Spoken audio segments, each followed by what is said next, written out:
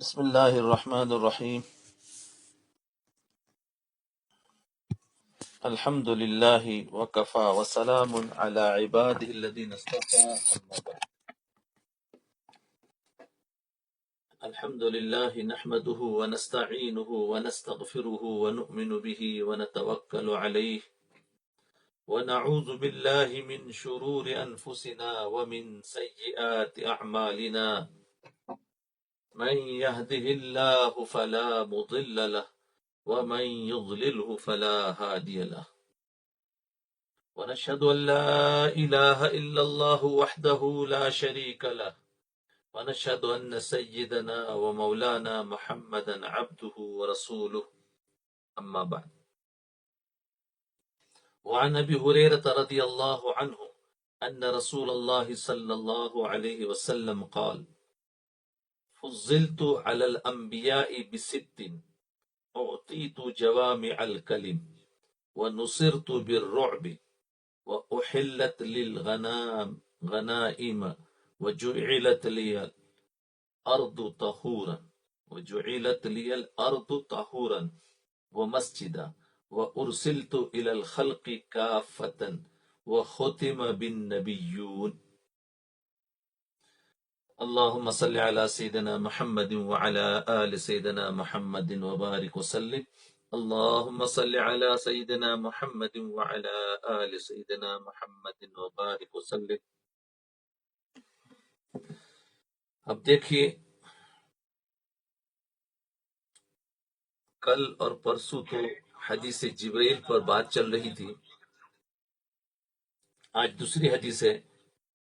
میں نے آپ حضرات کی خدمت میں حضور اکرم صلی اللہ علیہ وسلم کی ایک حدیث مبارکہ تلاوت کی ہے، جو کہ صحاح ستہ میں سے صحیح مسلم میں موجود ہے، اور اس کے راوی حضرت ابو ہریرہ رضی اللہ عنہ ہے۔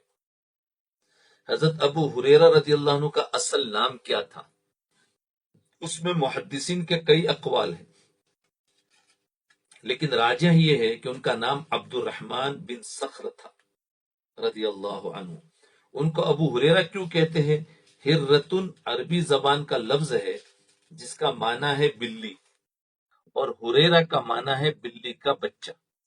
ہرتن کا معنی ہے بلی اور ہریرہ اس کی تصغیر ہے، بے معنی بلی کا بچہ۔ جیسے ہم کسی آدمی کو بلائے تو کہتے ہیں بھائی بات سنے، اور اگر اس کو یہ ظاہر کرنا ہو کہ چھوٹا ہے تو کہتے ہیں چھوٹو بات سن، چھوٹو بات سن، تو یہ کہتے ہیں نا، تو اس کو تصغیر کہتے ہیں، چھوٹو۔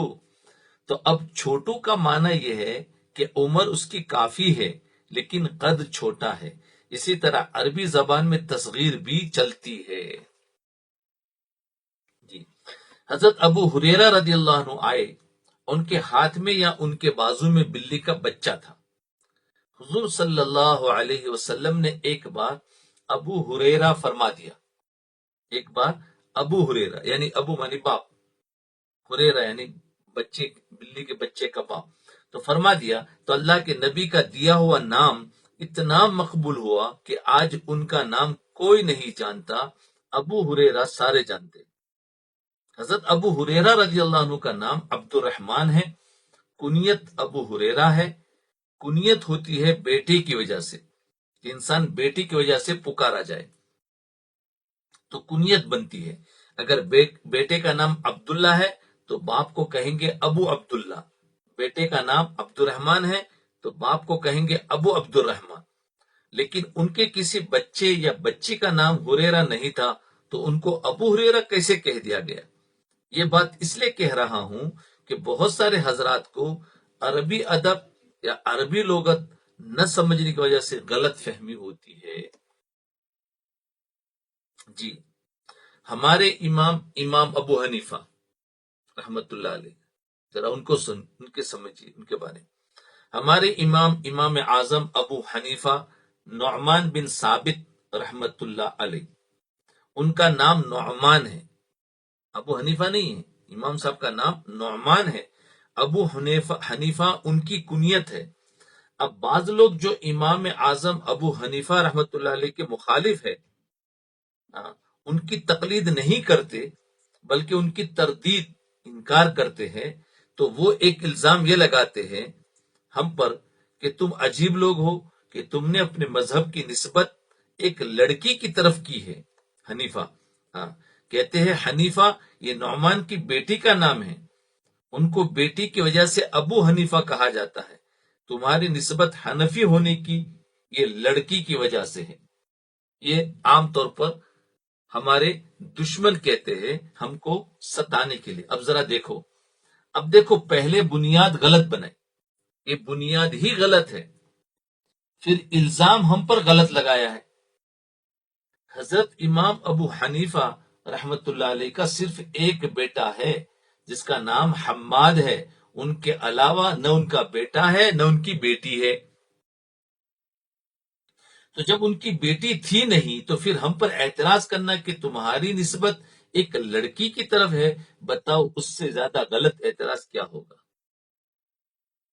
جی، البتہ بندے کے ذہن میں سوال ضرور آتا ہے کہ جب بیٹی کا نام حنیفہ نہیں تھا تو پھر ابو حنیفہ کیوں کہتے ہیں؟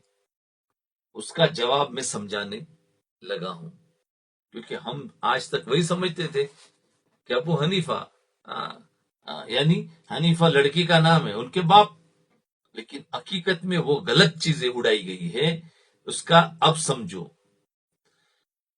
ابو حنیفہ کیوں کہتے ہیں اس کا جواب سمجھاتا ہوں۔ عربی زبان میں اب کا معنی کبھی باپ ہوتا ہے اور کبھی اس کا معنی والا ہوتا ہے۔ عربی زبان میں اب کا معنی کبھی باپ ہے اور کبھی والا ہوتا ہے۔ تو کبھی اب کا معنی باپ ہوتا ہے، ابو القاسم یعنی قاسم کا باپ، ابو زبیر یعنی زبیر کا باپ، اور کبھی اب کا معنی والا ہوتا ہے، نام ہے عبداللہ، ان کی کنیت ہے ابو بکر۔ اب ابو بکر کا معنی یہ نہیں کہ بکر کا باپ، ابو بکر کا معنی ہے بکر والا۔ عربی زبان میں بکرون کا معنی ہوتا ہے پہل کرنا، بکرون کا معنی ہے پہل کرنا۔ چونکہ حضرت صدیق رضی اللہ عنہ نے ہر موقع پر پہل کی ہے تو کنیت ابو بکر پڑی ہے کہ پہل کرنے والا۔ اس کا معنی یہ نہیں کہ بکر کا باپ، ابو بکر کا معنی بکر کا باپ نہیں، پہل کرنے والا، یہاں ابو کا معنی والا ہے۔ حضور اکرم صلی اللہ علیہ وسلم حضرت علی رضی اللہ عنہ کے گھر تشریف لائے۔ جی، حضرت صلی اللہ علیہ وسلم حضرت علی کے گھر تشریف لائے، حضرت علی گھر میں نہیں تھے۔ حضرت زہرا سے پوچھا تو عرض کرنے لگی کہ حضرت علی گھر میں نہیں ہیں۔ حضور اکرم صلی اللہ علیہ وسلم مسجد میں گئے، حضرت علی المرتضی مٹی پر لیٹے ہوئے تھے۔ آپ صلی اللہ علیہ وسلم نے فرمایا قم یا ابا تراب، اے ابو تراب اٹھ جا۔ اب ابو تراب کا معنی مٹی کا باپ نہیں ہے بلکہ مٹی پر لیٹنے والا، مٹی پر لیٹنے والا۔ تو ابن کا معنی کبھی والا ہوتا ہے، ابن کا معنی کبھی باپ ہوتا ہے۔ نام عبد الرحمن بن صخر ہے اور کہتے ہیں ابو ہریرہ۔ ابو ہریرہ کا معنی بلی کا باپ نہیں بلکہ ابو ہریرہ کا معنی بلی رکھنے والا، ابو ہریرہ کا معنی بلی رکھنے والا۔ ابو حنیفہ اب سمجھانا ہے نا، حضرت امام اعظم کا نام نعمان ہے اور ابو حنیفہ کا معنی حنیفہ والا۔ حنیفہ عربی زبان میں دوات کو بھی کہتے، دوات یعنی انک کو، دوات کو بھی کہتے ہیں۔ امام صاحب کی مجلس میں اس قدر انک اور قلمیں ہوتی تھی کہ امام صاحب بولتے رہتے اور شاگرد لکھتے رہتے تھے، یہ بولتے رہتے اور شاگرد کی قلم چلتی رہتی تھی۔ اس کثرت سے انک استعمال کی وجہ سے کہا گیا ابو حنیفہ، یعنی عربی زبان میں کہتے ہیں انک، دوات، دوات والا۔ ابو حنیفہ مانی دوات والا۔ جی، ابو حنیفہ یعنی دوات والا یعنی انک والا، یا حنیفہ اس لیے کہتے ہیں کہ حنیفہ کا معنی وہ دین ہے جو بالکل خالص ہو۔ حنیفہ کا معنی وہ دین ہے جو بالکل خالص ہو، اس میں باطل کی ذرا بھی آمیزش ملاوٹ نہ ہو۔ ابو حنیفہ کیوں کہتے ہیں؟ اس لیے کہ آپ کے بارے میں منقول ہے اول من دون علم الشریعت ورتبہ ابوابا، جس نے سب سے پہلے دین لکھوایا ان کا نام نعمان بن ثابت ہے، تو یہ دین حنیف لکھوانے میں پہل کرنے والے ہیں، اس لیے ان کو ابو حنیفہ کہا، یعنی دین والا، دین حنیفی ہے نا۔ ہاں، اب جس نے اعتراض ہم پر کیا اس کا معنی یہ ہے کہ اس کو تاریخ نہیں آتی، اسی لیے تو امام ابو حنیفہ رحمۃ اللہ علیہ کی بیٹی کا نام حنیفہ رکھ دیا، اور ایسے شخص کو عربی بھی نہیں آتی، اس لیے اب کا معنی باپ کر لیا۔ اگر تاریخ اور عربی آتی، یعنی ہسٹری اور عربی اس کو آتی، تو لوگ ہم اہل سنت والجماعت، ہم لوگ کون ہیں؟ تو لوگ ہم اہل سنت والجماعت احناف علماء دین پر اعتراض نہ کرتے۔ خیر، ہمیں اعتراض سننا چاہیے اور اس کا جواب بھی دینا چاہیے۔ یہ میں نے ہلکا سا صحابی کا تعارف کرایا، ابو ہریرہ کا تعارف کرایا، اس کے اندر بہت ساری چیزیں آ گئی۔ پھر کبھی موقع ملا تو انشاءاللہ تفصیل سے اس پر بات کر لیں گے کہ حضرت ابوبکر صدیق رضی اللہ عنہ حضرت امام ابو حنیفہ رحمۃ اللہ علیہ کے درمیان مناسبتیں کیا ہے۔ حضرت ابو ہریرہ رضی اللہ عنہ فرماتے ہیں کہ رسول اللہ صلی اللہ علیہ وسلم نے فرمایا، فضلت علی الانبیاء بست، مجھے اللہ نے باقی انبیاء علیہ السلام پر 6 چیزوں میں فضیلت عطا فرمائی ہے۔ ہمارے نبی کو کتنی؟ 6 چیزوں میں فضیلت عطا، یعنی 6 انعامات اللہ نے مجھے محمد کو وہ دیے ہیں جو پہلے انبیاء کو نہیں دی۔ اعطیت جوامع الکلم، نمبر 1، ونصرت بالرعب، واحلت لی الغنائم، 3، وجعلت لی الارض طہورا ومسجدا، 4، وارسلت الى الخلق کافتا، 5، وختم بالنبیون، 6۔ مجھے جوامع الکلم دیے گئے اور مجھے رعب عطا کر کے میری مدد فرمائی گئی ہے، 2، مال غنیمت کو میرے لیے حلال کیا گیا ہے، 3، پوری زمین کو میرے لیے پاک کرنے والا بنایا گیا ہے، پوری زمین کو میرے لیے سجدہ گاہ بنایا گیا ہے، 4، مجھے ساری کائنات کا نبی بنا دیا گیا۔ جی، یہ 6 نعمتیں مجھے اللہ نے دی ہے جو پہلے انبیاء کو نہیں دی۔ آپ حضرات نے 6 میں سے ہر ایک کو تھوڑا سا سمجھنا ہے۔ جی، سمجھنا ہے نا۔ جی، جوامع الکلیم، پہلی چیز، اعطیت جوامع الکلم، مجھے اللہ نے جوامع الکلم دیے ہیں۔ کیا معنی؟ جوامع الکلم کا مطلب کیا ہے؟ کلیم جمع ہے کلمے کی، کلیم جمع ہے کلمے کی، کہتے ہیں نا کلمہ، بھائی ایک کلمہ، 2 کلمہ بولو، جملہ۔ اب جوامع الکلم کا معنی یہ ہے کہ خدا نے مجھے وہ کلمات عطا فرمائے ہیں جو جامع ہے، عربی زبان کا لفظ ہے کلمتن، عربی زبان کا لفظ ہے کلمتن جامعہ، کلمہ کہتے ہیں الکلمت لفظ وضع لمعنى مفردا، کلمہ کس کو کہتے ہیں؟ الکلمت لفظ وضع لمعنى مفردا، کلمہ اس ایک لفظ کو کہتے ہیں جس کے معنی ایک ہوتا ہے، کلمہ اس ایک لفظ کو کہتے ہیں جس کا معنی ایک ہوتا ہے، اس کو کلمہ کہتے ہیں۔ اور کلمہ جامعہ اس لفظ کو کہتے ہیں کہ لفظ ایک ہوتا ہے، اس کے معانی کئی 100 یا کئی ہزار ہوتے ہیں۔ ایک تو کلمہ اور ایک جوامع الکلم، کلمہ جامعہ، کلمہ جامعہ جس میں کلمہ ایک لفظ، اس لفظ کو جس میں لفظ ایک ہوتا ہے لیکن اس کے معانی کئی ہوتے ہیں۔ صرف کلمہ کہو تو ایک ہی لفظ اور ایک ہی معنی، اور کلمت جامعہ کہو یا جوامع الکلم کہو تو کلمہ ایک، اس کے معنی کئی زیادہ، جی کئی 100 نہیں کئی ہزار ہوتے ہیں۔ حضور صلی اللہ علیہ وسلم نے فرمایا، اعطیت جوامع الکلم، مجھے اللہ نے جوامع الکلم دیے۔ اس کا مطلب یہ ہے کہ گزشتہ انبیاء کو کلم دیے ہیں، یعنی کلمات، کی جمع کلم دیے۔ گزشتہ انبیاء کو جتنے مسائل چاہیے تھے اتنے مسائل کے لیے اللہ نے کلمات عطا فرما دیے، اور ہمارے نبی کو جتنے مسائل چاہیے تھے اگر اللہ اتنے کلمات عطا فرماتے تو بتائیے ان کلمات کو کون سا پریس چھاپ لیتا؟ یعنی اتنے کلمات عطا فرماتے جتنے مسائل چاہیے تھے تو کون سے پریس میں اس کو چھاپتے، کون سا قلم لکھ لیتا، کون سا سینہ اس کو محفوظ رکھ لیتا، کون سا بندہ پڑھ لیتا؟ حضور پاک علیہ الصلوۃ والسلام قیامت تک کے لیے نبی ہے، یاد رکھے۔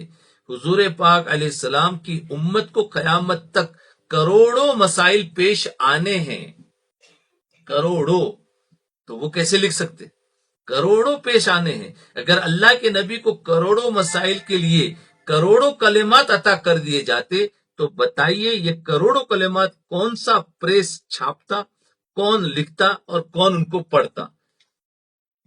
جی، اس لیے کیا کیا؟ آپ کو کلمے تھوڑے دیے لیکن اس کے معنی کئی زیادہ ہو گئے، تو جس وقت جب ضرورت ہو اس کے معنی نکال لو اور پڑھ لو۔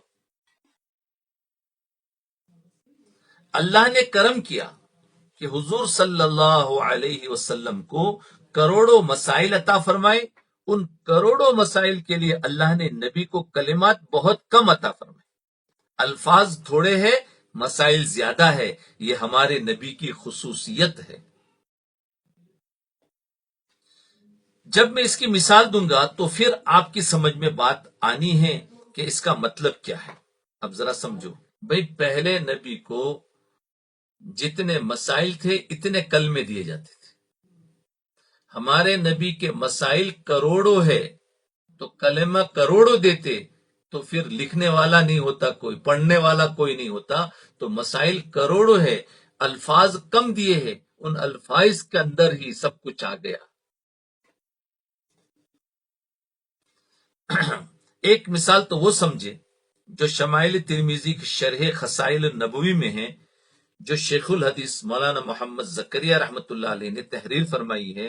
اس میں ایک عجیب مثال دی ہے کہ حضور صلی اللہ علیہ وسلم کے ایک صحابی ہے انس بن مالک رضی اللہ عنہ، یہ حضور پاک صلی اللہ علیہ وسلم کی خدمت میں بچپن میں آئے ہیں، 10 سال حضور کی خدمت کی ہے۔ ان کے چھوٹے بھائی تھے، ان کا نام ابو عمیر تھا۔ ایک بار حضور صلی اللہ علیہ وسلم نے ابو عمیر کو دیکھا کہ وہ غمزدہ ہے۔ غمزدہ ہونے کی وجہ یہ تھی کہ ان کے پاس ایک چڑیا کا بچہ تھا، انہوں نے پنجرے میں رکھا ہوا تھا، وہ فوت ہو گیا، مر گیا۔ ابو عمیر سے حضور پاک علیہ صلی اللہ علیہ وسلم نے پوچھا، یا ابا عمیر ما فعل النغیر، یا ابا عمیر ما فعل النغیر۔ نغیر عربی زبان میں چڑیا کے بچے کو کہتے ہیں۔ ابو عمیر کا معنی عمیر کا باپ۔ تو حضور صلی اللہ علیہ وسلم نے مزاح یعنی مذاقن میں پوچھا، ابو عمیر وہ چڑیا کے بچے کا کیا بنا، وہ چڑیا کا بچہ کدھر گیا ہے؟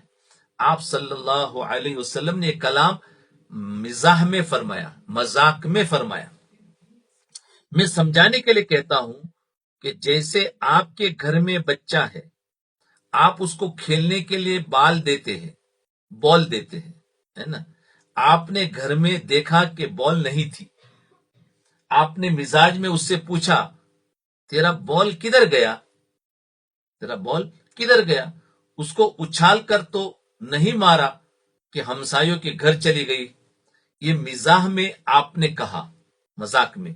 اسی طرح حضور صلی اللہ علیہ وسلم نے مذاق میں سے پوچھا، ابو عمیر وہ چڑیا کے بچے کا کیا ہوا؟ تو حضرت شیخ الحدیث مولانا محمد زکریا کاندھلی رحمۃ اللہ علیہ فرماتے ہیں، حضور صلی اللہ علیہ وسلم نے مزاح میں ایک جملہ فرمایا اور فقہا نے اس ایک جملے سے 100 مسائل اخذ فرمائے، ایک جملے سے 100 مسائل نکالے فقہا نے۔ اللہ اکبر، سبحان اللہ، سبحان اللہ۔ بتاؤ، اس کو فقیہ کہتے ہیں، فقیہ نہیں، اس کو فقیہ کہتے ہیں۔ حضور پاک صلی اللہ علیہ وسلم نے مزاح میں جملہ فرمایا اور فقہا نے 100 مسئلے نکالے۔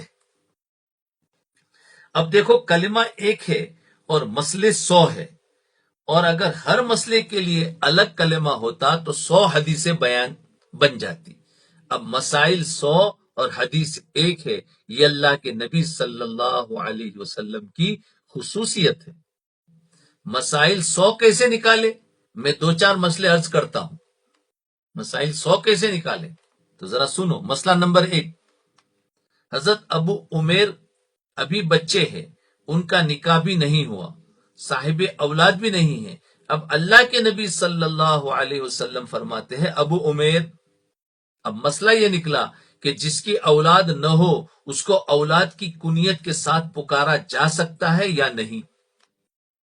مثلا ایک بندے کا خیر بیٹا نہیں ہے اور کنیت ہے ابو الخیر. اس کا خیر بیٹا نہیں ہے اور کنیت ہے اس کو ابو الخیر. جب اس کا نکاح ہی نہیں ہوا تو ابو الخیر کیسے بنا؟ اب کتنی بچیوں کے نام ام ایمن رکھتے ہیں، اس کی اولاد ابھی پیدا نہیں ہوئی تو یہ ام ایمن کیسے بنی ہے؟ تو آیا ایسی کنیت رکھنا جائز ہے یا نہیں؟ تو نبی پاک علیہ الصلوۃ والسلام نے فرمایا یا ابا عمیر، اس سے ثابت ہوا کہ ایسی کنیت رکھنا جائز ہے. ایک مسئلہ تو یہ نکلا. حضرت ابو عمیر مسئلہ نمبر 2. جی، حضرت ابو عمیر بچے ہیں، ان کے ساتھ مزاح اللہ کے نبی علیہ السلام نے فرمایا. اب مسئلہ یہ پیدا ہوا کیا بڑا چھوٹے کے ساتھ دل لگی کر سکتا ہے یا نہیں؟ کیا بڑا چھوٹے کے ساتھ مذاق کر سکتا ہے یا نہیں؟ تو اس حدیث سے ثابت ہوا کہ کر سکتا ہے. یہ دوسرا مسئلہ. مسئلہ نمبر 3، ابو عمیر بچے ہیں، ان کے گھر میں چڑیا کا بچہ تھا، وہ فوت ہو گیا، اب وہ غمزدہ ہے. حضور صلی اللہ علیہ وسلم نے ان سے مزاح فرمایا. اس سے پتا چلا کہ غمزدہ بندے کے ساتھ خوش طبعی کر سکتے، اس کے غم کو دور کرنے کے لیے غمزدہ بندے کے ساتھ خوش طبعی کر سکتے ہیں، یعنی خوشی کی باتیں یا مذاق کی باتیں کر سکتے تاکہ اس کا دماغ گم جائے. تو یہ بھی مسئلہ نہیں. مسئلہ نمبر 4، اگر چڑیا کا بچہ ہو اس کو پنجرے میں کوئی رکھ سکتا ہے یا نہیں؟ تو اس حدیث سے ثابت ہوا کہ رکھ سکتا ہے. اب دیکھو کلمہ ایک ہے اور مسائل 100 ہے. اللہ کے نبی صلی اللہ علیہ وسلم فرماتے ہیں کہ میرا اعزاز ہے کہ خدا نے مجھے کلمات تھوڑے دیے ہیں اور معنی زیادہ عطا فرمائے. سبحان اللہ. تو دیکھ لیا. اب اس طریقے سے فقہا جو ہے وہ اس طریقے سے ایک ایک حدیث سے کئی مسائل نکالتے ہیں. اور جو آج دوسری لوگ کہنے لگے بھائی یہ تو غلط ہے، ہمیں تو ڈائریکٹ حدیث میں، ارے حدیث سے مسائل ہم نہیں سمجھ سکتے. اب دیکھو یہ حدیث تھی، اس سے ہم سمجھ سکتے تھے اگر فقیہ نہ بتاتے، نہیں سمجھ سکتے تھے. تو ایسے حدیثوں سے فقہا نے مسائل نکالے اور ہمیں بتائے ہیں. تو یہ لوگ کہتے ہیں اماموں کی تو ضرورت ہی نہیں ہے، ڈائریکٹ حدیث پر عمل کرو. آپ سمجھ میں آ گیا؟ میں اور مثال دیتا ہوں، 2-4 مثالیں اچھی طرح سمجھ لے تو پھر سارا مضمون سمجھ میں آ جائے گا. دیکھو اعمال کا دار و مدار نیتوں پر ہے کہ نہیں؟ انما الاعمال بالنیات، یہ حضور کا ارشاد ہے، صحیح بخاری کی حدیث ہے. اعمال کا دار و مدار نیتوں پر ہے، یہ اللہ کے نبی علیہ الصلوۃ والسلام کا ارشاد ہے. اب اس مسئلے سے اس سے مسائل کتنے نکلتے ذرا دیکھو. ایک جملے سے کتنے مسائل نکلتے ہیں؟ نہیں، فقہ مفتی تو جس نے جو فتویٰ دیتا ہو اس کو مفتی کہتے ہیں. فقیہ اس کو کہتے ہیں جو مسائل نکالتا ہو، نکلے ہوئے مسائل میں سے سامنے والے کا سوال کو سمجھ کر اور اس کو وہ دے دے، وہ شریعت بن جائے گی، اس کو مفتی کہیں گے. مفتی مسائل نکالتا نہیں ہے، جو مسائل نکالے ہوئے ہے اس میں سے اس کو جواب دیتا ہے، اس کا نام مفتی. مسائل نکالنے والے کو فقیہ کہتے ہیں، یہ سمجھنا. تو اس زمانے میں فقیہ نہیں ہے، مفتی ہے. جو مسائل اماموں نے نکالے ہیں اس میں سے اس کے سوال کو دیکھ کر اس میں سے جواب نکال کر دیتے ہیں، اس کو مفتی کہتے ہیں۔ جی، تو فرمایا دیکھو اس سے مسائل کتنے نکلتے ہیں اس ایک کلمے سے، ذرا وہ سمجھے۔ مجھ سے کسی شخص نے پوچھا،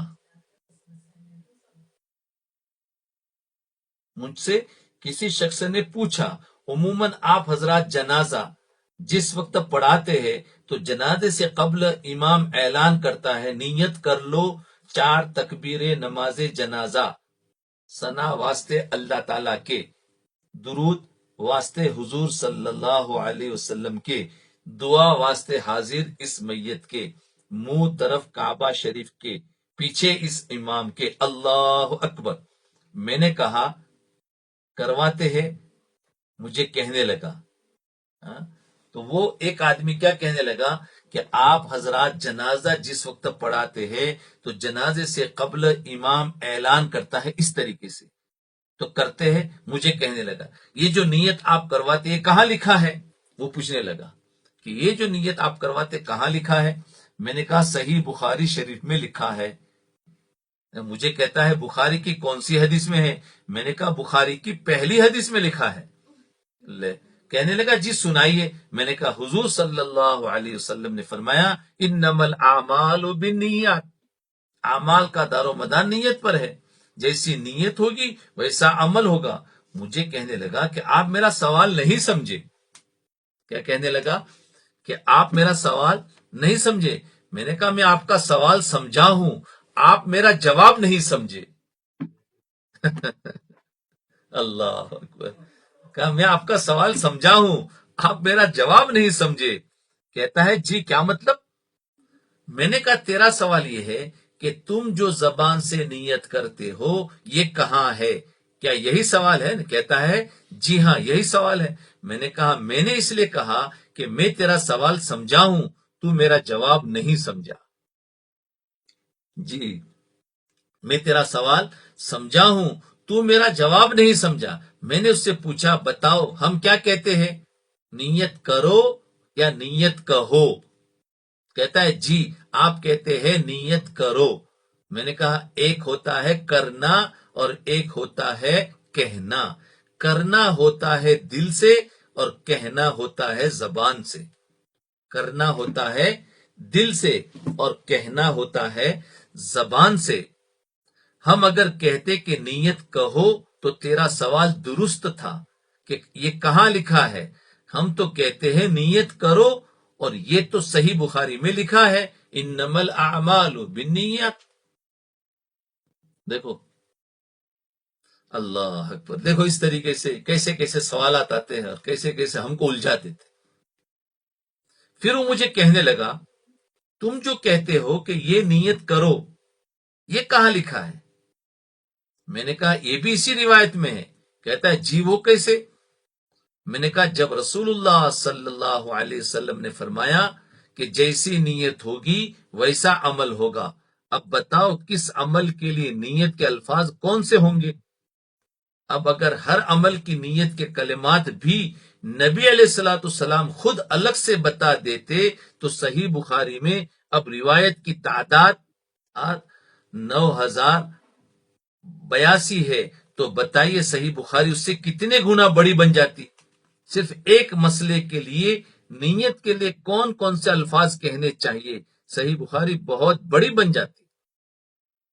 مثلا جب صبح اٹھے تو نیت کیا کرے، بیت الخلاء میں جائے تو نیت کیا کرے، وضو کرے تو نیت کیا کرے، ناشتہ کرے تو نیت کیا کرے، ارے قیلولہ کرے تو نیت کیا کرے، دکان پر جائے تو نیت کیا کرے، گاہک کو سامان دے تو نیت کیا کرے، پیسے وصول کرے تو نیت کیا کرے۔ اب یہ اگر ہر ایک کی الگ الگ نیت بتاتے تو پتہ نہیں کتنا۔ میں مثال دے رہا ہوں، میں نے کہا صرف اس پر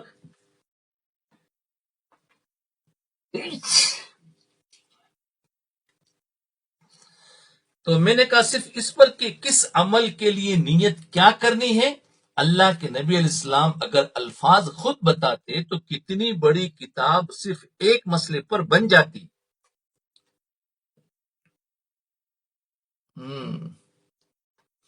تو کتنا ایک مسئلے پر بن جاتی تھی. اللہ کے نبی علیہ السلام نے فرمایا اوتی تو جوامع الکلم، کہ خدا نے مجھ پہ کرم یہ کیا ہے کہ مجھے مسائل زیادہ دیے ہیں، الفاظ تھوڑے دیے ہیں، تھوڑے لفظوں میں خدا نے مسائل زیادہ رکھے ہیں. یہ نبی پاک صلی اللہ علیہ وسلم کا اعزاز ہے. تو دیکھو، ایک بتا دیا نیت کرنا ہے، بس اب نیت کرتے جاؤ ہر ایک پر. ہر ایک کی نیت الگ الگ بتانے کی ضرورت نہیں ہے. نیت خود کرتے جاؤ، کیا کرنا ہے، کھانے میں کیا نیت کرنا ہے، وہ دوسرے حدیثوں سے مل جاتا ہے. جی اللہ اکبر. ایک مثال اور سمجھے. جی حضور اکرم صلی اللہ علیہ وسلم ارشاد فرماتے اذا وقع الذباب فی اناء احدکم فلیغمسه كله ثم يطرحه فإن في احد جناحيه شفاء وفي الآخر داء.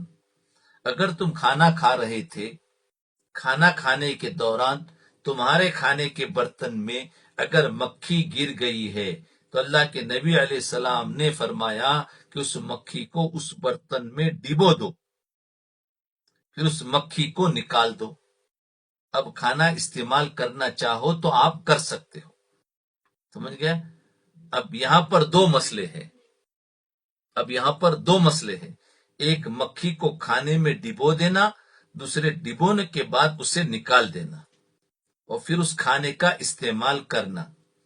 ایک کی وجہ اللہ کے نبی علیہ السلام نے خود بتا دی اور دوسری کی وجہ اللہ کے نبی علیہ السلام نے نہیں بتائی.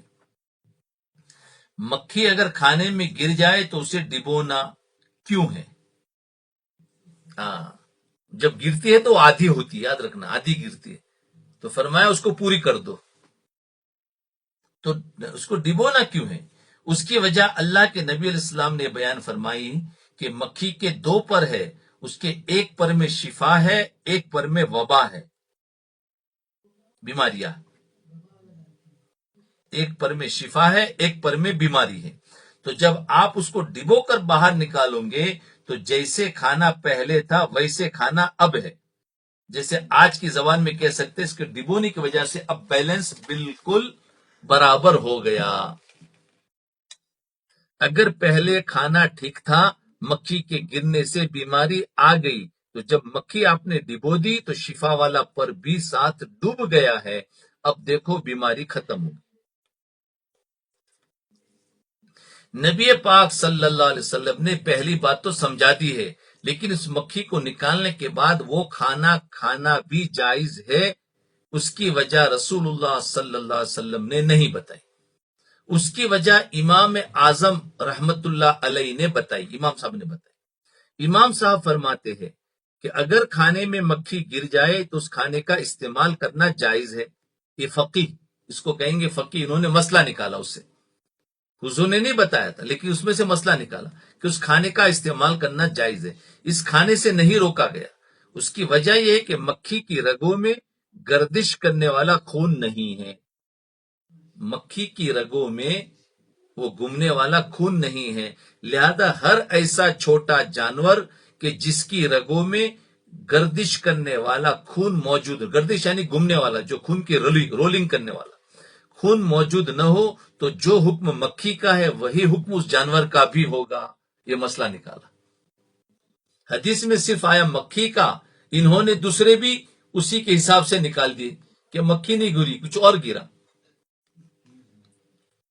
اب بتاؤ اللہ کے نبی علیہ السلام اگر ایک ایک جانور کا مسئلہ بتاتے تو کتنی بڑی کتاب چاہیے. ایک ایک جانور بتاتے کتنی بڑی کتاب چاہیے. اللہ کے نبی بتاتے مچھر گر جائے تو کھانا پھر بھی جائز ہے، مکھی گر جائے کھانا پھر بھی جائز ہے، جگنو گر جائے پھر بھی جائز ہے، بھیڑ گر جائے تو بھی جائز ہے، یعنی وہ شہد کی مکھی، چونٹی گر جائے تب بھی جائز ہے. ہزاروں چھوٹے چھوٹے جانور اس دنیا میں موجود ہیں. بتاؤ ایک ایک چھوٹے چھوٹے جانور کا حکم بتاتے تو کتنی بڑی کتاب بن جاتی. اللہ کے نبی علیہ السلام نے فرمایا اوتیت جوامع الکلم، خدا نے مجھ پر یہ کرم کیا ہے کہ مجھے جوامع الکلم دیے ہیں. میں لفظ ایک کہتا ہوں مسئلے ہزار نکل آتے ہیں. جی اللہ اکبر، کتنی زبردست بات ہے۔ حضور اکرم صلی اللہ علیہ وسلم لفظ ایک فرماتے ہیں اور اس کی تہ میں مسئلے کئی نکلتے ہیں۔ اب وہ مسئلے نکالنے والا جو ہوتا ہے نا، وہ فقیہ ہوتا ہے، اور وہی فقہا چار گزرے، کئی فقہا گزرے، لیکن امت کا اتفاق چار پر ہو گیا۔ جی میں کچھ عقائد اور کچھ مسائل سمجھاتا ہوں تاکہ ہمارے عقائد اور نظریات بھی ٹھیک ہو اور ہمارے مسائل بھی ٹھیک ہو، کیونکہ حدیث جبرائیل کے اندر تین باتیں آئی تھیں، ایک عقائد ہے، دوسرے مسائل ہے، اور تیسرا اخلاق ہے۔ عقائد کا نام ایمان ہے، مسائل کا نام اسلام ہے، اور اخلاق کا نام تصوف ہے۔ تو فرماتے ہیں میں عقائد اور مسائل سمجھاتا ہوں، جی، تاکہ ہماری نظریات بھی ٹھیک ہو جائے اور ہمارے مسائل بھی ٹھیک ہو۔ عقیدہ حیات النبی صلی اللہ علیہ وسلم، دیکھو حیات النبی صلی اللہ علیہ وسلم کا عقیدہ بہت چل رہا ہے۔ جی ہمارا نظریہ اور عقیدہ ہے کہ انبیاء علیہ السلام اپنی قبور میں زندہ ہے، اپنی قبروں میں زندہ ہے۔ کوئی بندہ پوچھے دلیل کیا ہے، ہمارا عقیدہ ہے نا، یاد رکھے اگر کسی کا عقیدہ گڑبڑ ہو تو سن لے آج کہ ہمارا عقیدہ ہے کہ انبیاء علیہ السلام اپنی قبروں میں زندہ ہے، یاد رکھ لے، اس کی دلیل بھی آج سمجھ لے اور اپنے ایمان کو بھی ٹھیک کر لے۔ کوئی بندہ پوچھے دلیل کیا ہے، ہم کہتے ہیں قرآن میں ہے۔ جی کیا ہے قرآن میں؟ وَلَا تَقُولُوا لِمَن يُقْتَلُ فِي سَبِيلِ اللَّهِ أَمْوَاتٌ بَلْ أَحْيَاءٌ وَلَكِنْ لَا تَشْعُرُونَ، اللہ کے راستے میں جو قتل ہو جائے اس کو مردہ نہ کہنا، بلکہ اللہ کے راستے میں قتل ہونے والے کو زندہ کہنا۔ بل احیاء، قرآن کہہ رہا ہے بل احیاء، ان کو زندہ کہنا۔ اب سنو، اب شہید کو قرآن کریم نے زندہ کہا، شہید کو قرآن کریم نے زندہ کہا، ہم نے نبی علیہ السلام کو زندہ مانا ہے۔ جس طرح کل بات گئی تھی وہی بات آج سمجھ میں آئے گی۔ ہاں، قرآن نے شہید کو زندہ کہا ہے، ہم نے نبی علیہ السلام کو زندہ مانا ہے، اس لیے کہ شہید کو جو اعزاز حیات ملا ہے، شہید کو جو زندہ ہے اور اس کو زندگی کا جو یہ ایک اعزاز ملا ہے، عزت ملی ہے، یہ حضور پاک صلی اللہ علیہ وسلم کے صدقے میں ملا ہے۔ تو حضور صلی اللہ علیہ وسلم کا کلمہ نہ پڑھتا، پھر یہ قتل ہوتا تو یہ اعزاز کبھی نہ ملتا۔ کلمہ نہ پڑھتا اور پھر قتل ہوتا تو اس کو اعزاز نہ ملتا۔ حضور کا کلمہ پڑھا ہے پھر یہ اعزاز ملا ہے، تو وہ جب زندہ ہے، حضور کا امتی ہے، اور وہ زندہ ہے، جو کل آیا تھا نا، ایک قتل فی اللہ ہے اور ایک قتل فی سبیل اللہ ہے۔ تو صحابی جو قتل ہوتے ہیں وہ قتل، اور شہید جو ہوتا ہے وہ قتل فی سبیل اللہ ہے۔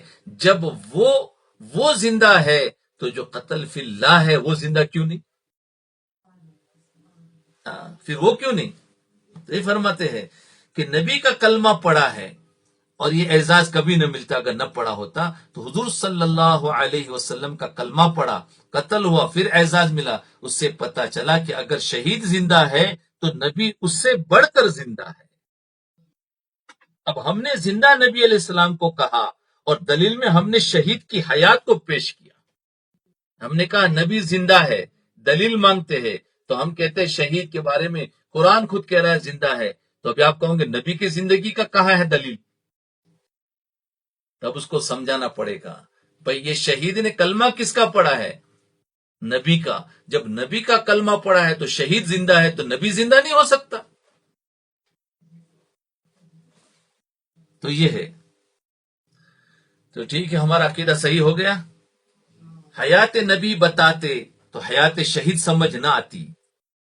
اگر حیات نبی، قرآن اگر نبی کی حیات بتاتے تو شہید کی حیات، کہ شہید زندہ ہے، سمجھ میں نہ آتا، لیکن شہید کی حیات بتا دیا تو نبی کی حیات خود بخود نکل آئی۔ اب ایک بندہ یہ بات کہتا کہ دیکھو آپ نے دعویٰ یہ کیا کہ نبی زندہ ہے اور آپ نے دلیل پیش کی ہے کہ شہید زندہ ہے، تو یوں کیوں نہیں ہوا کہ قرآن کریم کہہ دیتا کہ نبی زندہ ہے، قرآن کہہ سکتا تھا کہ نبی زندہ ہے. میں نے کہا قرآن کریم نے کہا شہید زندہ ہے، تو اس سے بات سمجھ میں آ جاتی ہے کہ نبی زندہ ہے. جب شہید کی حیات بتائی ہے تو نبی کی حیات سمجھ میں آئی ہے. اگر نبی کی حیات بتاتے، اگر نبی کے بارے میں آتا کہ نبی زندہ ہے، نبی کی حیات بتاتے تو شہید کی حیات سمجھ میں نہ آتی. سبحان اللہ، کیا سمجھانے کا. نبی کی حیات بتاتے تو شہید کی حیات سمجھ میں نہ آتی، شہید کی حیات سے نبی کی حیات خود بخود نکل آئی. میں نے کہا نبی کی حیات بتا دیتے تو شہید کی حیات سمجھ میں نہیں آتی تھی. مثلا لوگ کہتے کہ یہ دو بلاک کا لڑکا ہے، 2 بلاک. ہم نے کبھی اس کو نماز پڑھتے نہیں دیکھا، یعنی یہ لڑکا جس کو ہم نے کبھی نماز پڑھتے نہیں دیکھا، اس کے تو چہرے پر داڑھی بھی نہیں تھی، یہ ناموس رسالت کے لیے کٹ گیا.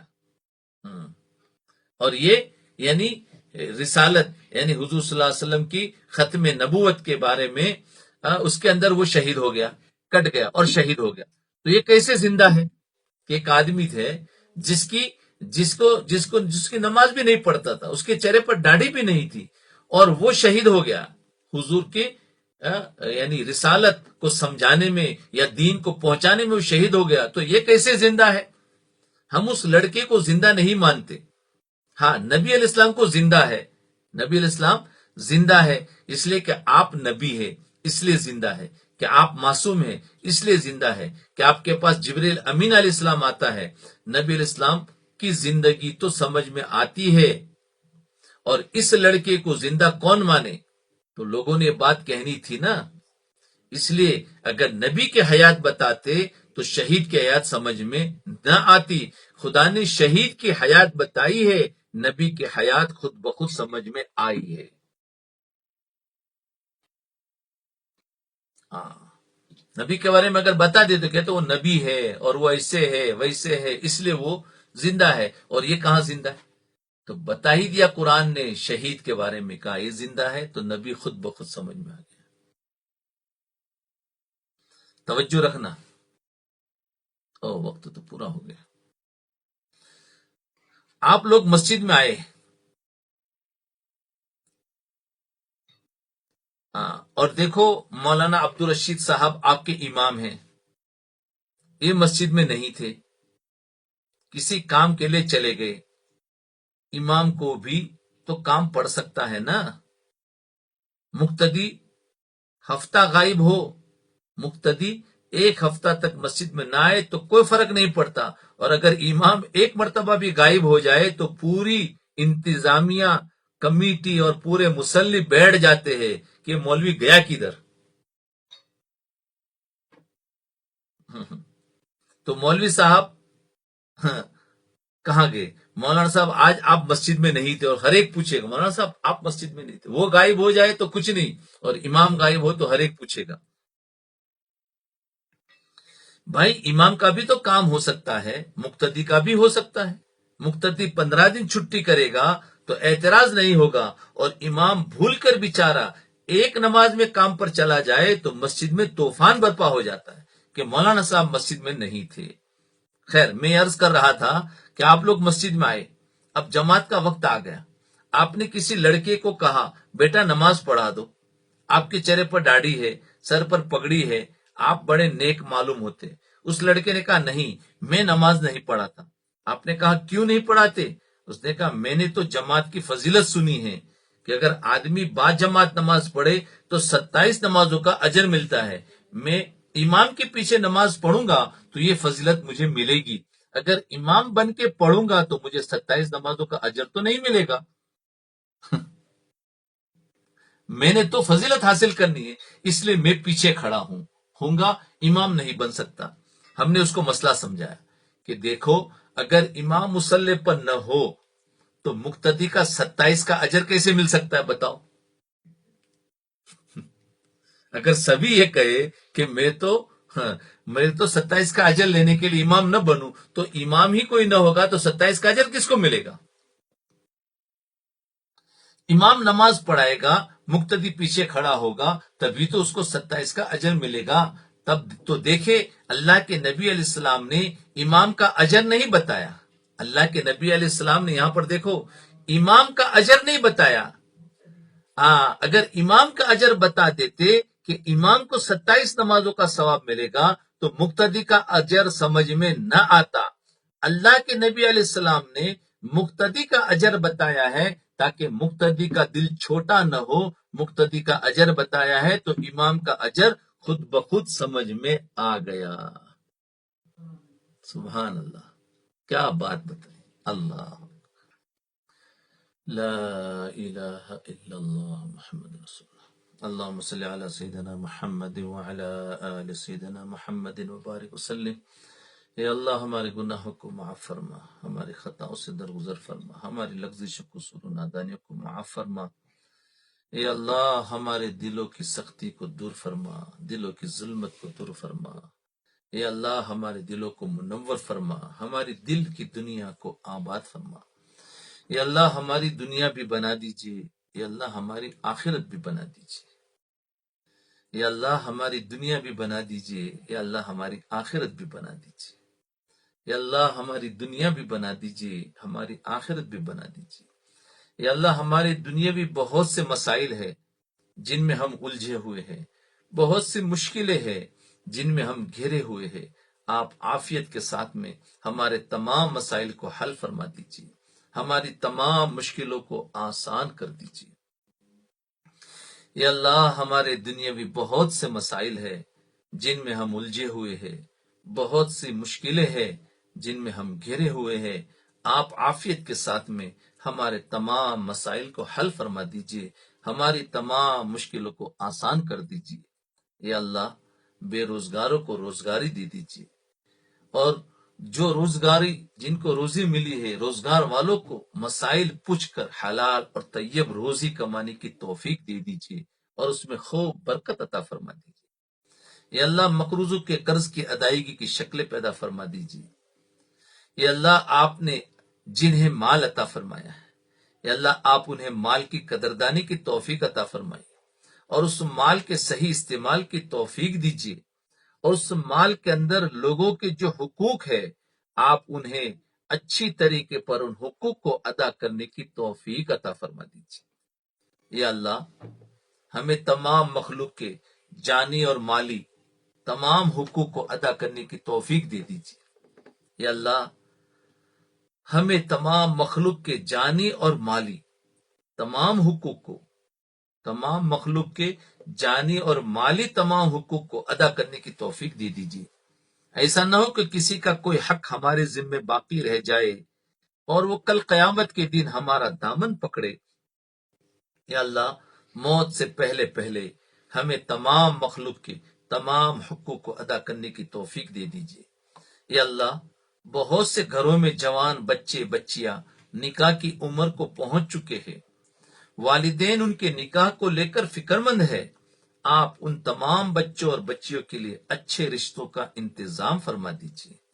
یا اللہ نالائق اولاد کو لائق اور نیک بنا دیجیے۔ یا اللہ نالائق اولاد کو لائق اور نیک بنا دیجیے، اور بے دین والدین کو دیندار بنا دیجیے۔ یا اللہ بے دین والدین کو دیندار بنا دیجیے۔ یا اللہ امت کے ہر گھر کو نمونے کا گھر بنا دیجیے، ہمارے معاشرے کے ہر فرد کو 100% دیندار بنا دیجیے۔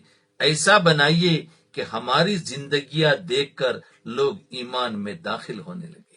یا اللہ ہمیں ایسا بنا دیجیے کہ ہماری زندگیاں دیکھ کر لوگ ایمان میں داخل ہونے لگے۔ یا اللہ ہماری مانگی ہوئی دعاؤں کو قبول فرما، جو مانگنے سے رہ گئے وہ بھی عطا فرما۔ یا اللہ مانگنا نہیں آتا، مانگنے کا ڈھنگ عطا فرما۔ یا اللہ جنہوں نے میں دعا کے لیے کہا لکھا، متوقع رہے، امید رکھتے ہیں، یا جو کہنا چاہتے تھے نہیں کہہ سکے، ان سب کی حاجتوں کو، جائز حاجتوں کو پورا فرما۔ ربنا تقبل منا انك انت السميع العليم وتب علينا انك انت التواب الرحيم، وصلى الله تعالى على خير خلقه محمد وعلى آله وصحبه اجمعين برحمتك يا ارحم الراحمين۔